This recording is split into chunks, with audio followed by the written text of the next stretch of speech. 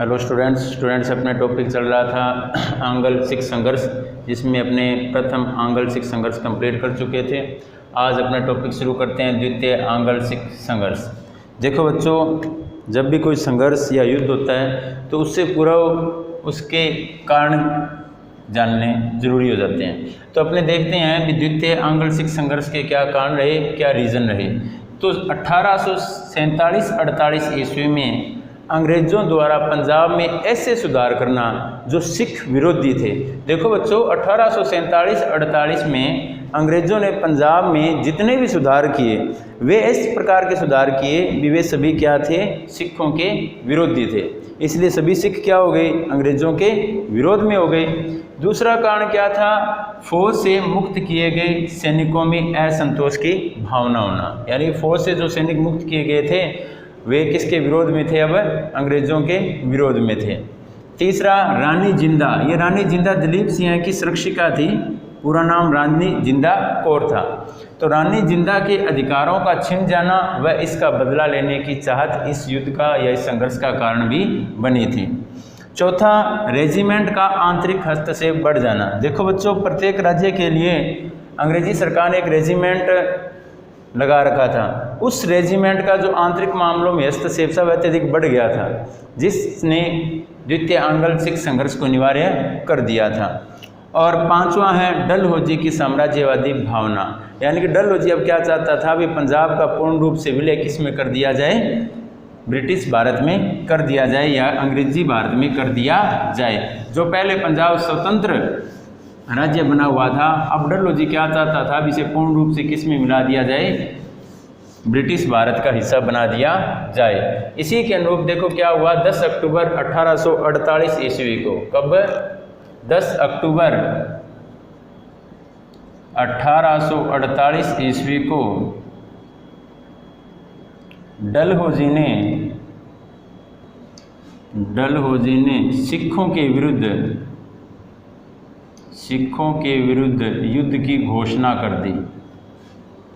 युद्ध की घोषणा कर दी। युद्ध प्रारंभ हो गया।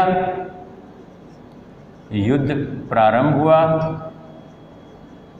और 13 मार्च 1849 ईस्वी को। कब? 13 मार्च 1849 ईस्वी को शेर सिंह, छत्तर सिंह वह मूलराज। देखो कौन कौन थे? 13 मार्च 1849 ईस्वी को शेर सिंह, छत्तर सिंह व मूलराज ने आत्मसमर्पण कर दिया।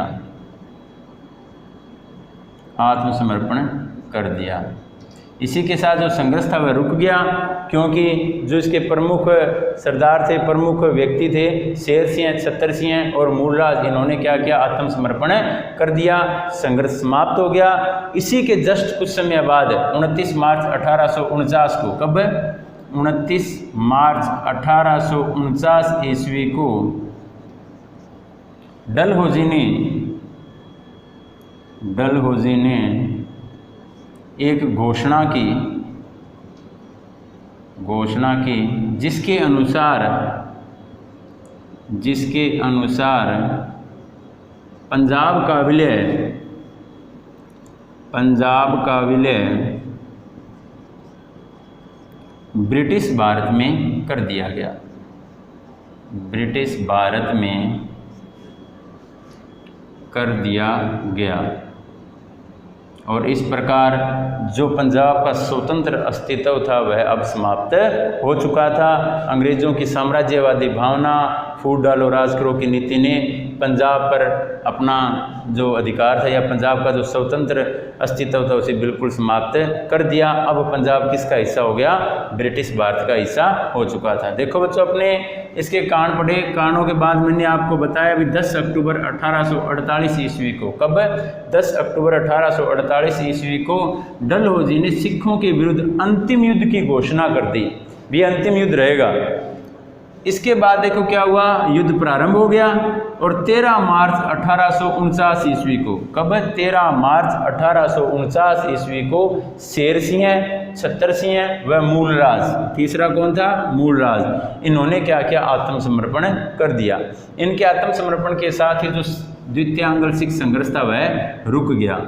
और थोड़े ही समय बाद 29 मार्च 1849 ईस्वी को डलहौजी ने एक घोषणा की। इस घोषणा के अनुसार पंजाब का विलय किस में कर दिया गया, ब्रिटिश भारत में कर दिया गया।